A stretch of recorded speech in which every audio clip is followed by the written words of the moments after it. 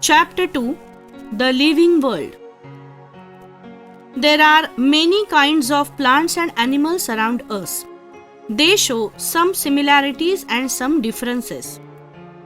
But these features are not seen in non-living things. Let's see the characteristics of the living things. Growth. A baby grows up to become an adult person, that is, woman or man. In the same manner, all animals grow into adults in a certain period. In all plants, it is mainly the width and height of the stem that grows. As they grow, some plants develop branches while others do not. Animals grow only for a certain period. Plants, on the other hand, grow as long as they live. This is the difference between plants and animals. Remember this. Now you know that plants are the producers, that is, they produce the food. Plants make their own food in sunlight. Plants produce food from water, nutrients in the soil, and the carbon dioxide present in the air. This process takes place in the leaves of plants. It is brought about in presence of sunlight with the help of the chlorophyll in the leaves. This process of food production is called photosynthesis. During this process, plants give out oxygen. See how much plants are useful. The polluted gas which is in the air. Which one? Yes, carbon dioxide. That gas is taken by plants and they release the gas which is useful for us, useful for living, for breathing, that is oxygen. Plants appear mainly green in color due to chlorophyll in them. Animals do not have chlorophyll, so they cannot produce food on their own. They search for food. Respiration. Living things need oxygen in order to live. Inhaling oxygen and exhaling the carbon dioxide formed in the body due to the use of oxygen is called respiration. Animals have specific organs for respiration. Plants respire by means of microscopic pores on their stems and leaves. Excretion.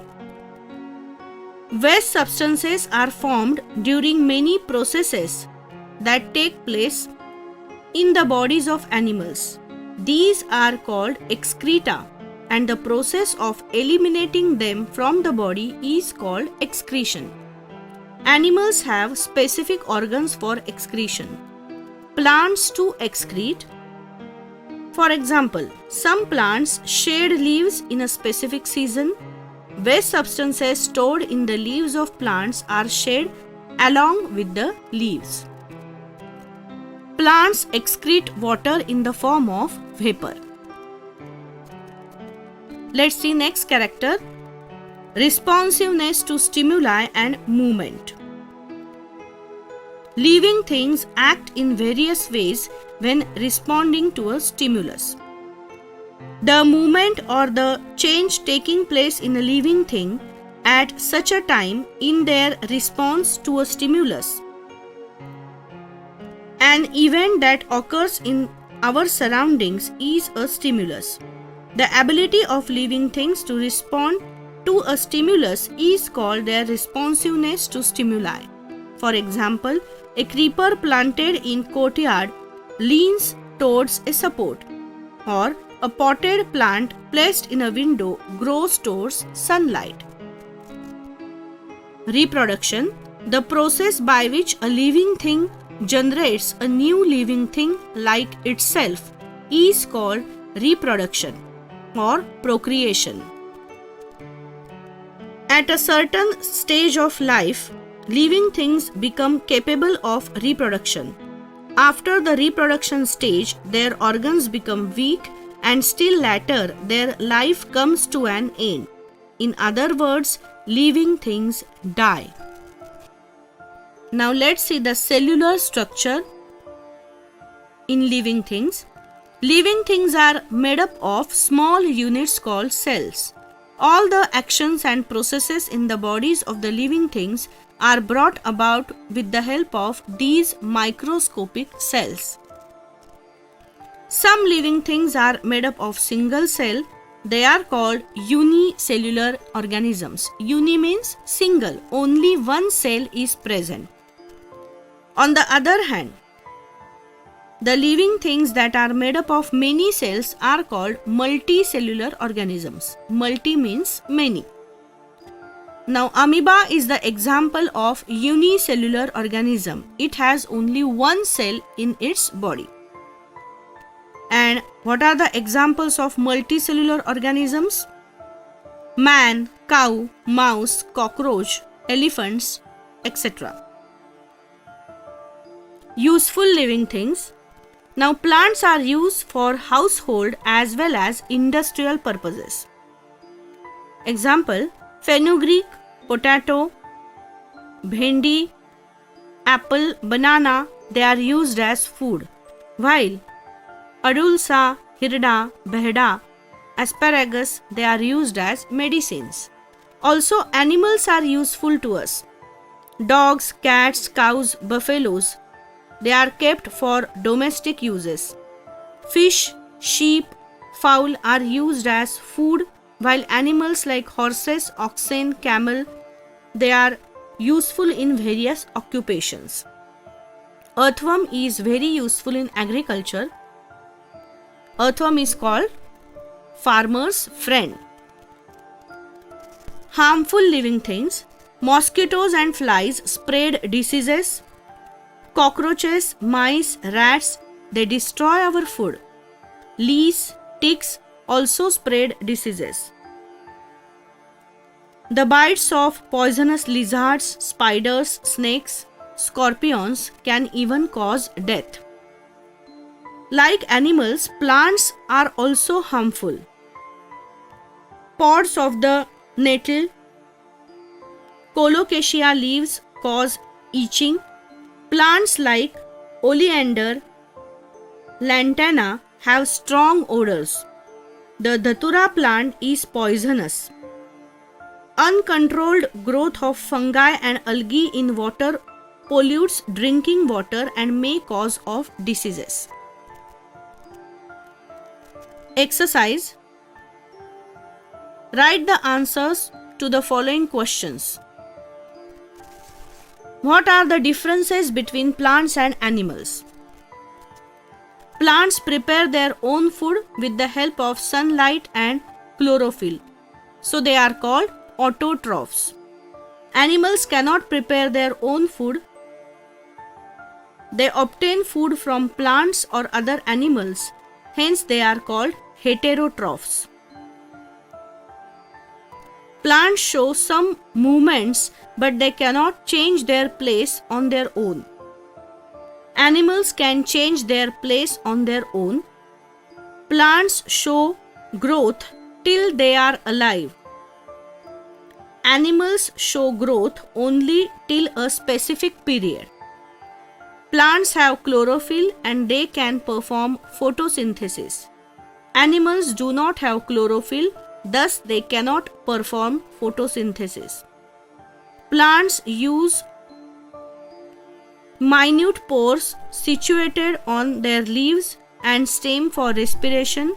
Animals have respiratory organs for respiration. Plants do not have specialized excretory organs. Animals have excretory organs for excretion. Plants reproduce with the help of seeds, stem or leaves. Animals reproduced either by laying eggs or by giving birth to young ones. What are the similarities between plants and animals? Plants and animals are both living things. Most of the characteristics of living things are seen in both of them. Growth, respiration, excretion, responsiveness to stimuli and reproduction are the common characteristics in both of them. Plant body is also made up of cells like that of the animal body. Thus, both have cellular structure. They both need water and nutrients for survival. How is plant kingdom useful to us? Plants provide us with food in form of grains, fruits, vegetables. Some plants like Vasaka, Hirda, Behda, asparagus are the medicinal plants. They used as medicine. Some plants are used for industrial purposes. Plants provide us timber and wood, which are used in making furniture and houses. Plants like cotton and jute provide us the fibers. In this way, plant kingdom is useful to us. How is animal kingdom useful to us? Domesticated animals are useful to us in many ways. They provide us with food in the form of milk, meat, eggs. The occupations like poultry, dairy, fishery are dependent on animals. Animals like oxen, horse and camel are useful for transportation. Earthworm helps in deposition of wastes and make the soil fertile. It is thus the friend of farmers. What makes living things different from non-living things? In living things, we can see growth, feeding, respiration, excretion, responsiveness to stimuli, movement and reproduction. Living things also show death. All such characteristics are not seen in non-living things. What helps them to breathe? A fish, gills; a snake, lungs; a crane, lungs added with air sacs; an earthworm, skin; man, lungs; a banyan tree, tiny pores on the leaves; a caterpillar, spiracles. Fill in the blanks. The process by which plants make their food is called photosynthesis. To inhale oxygen and to exhale carbon dioxide is called respiration. The elimination of waste substances from body is called excretion. The ability to respond to an event is called stimuli to responsiveness. On completing their lifespan, every living thing dies.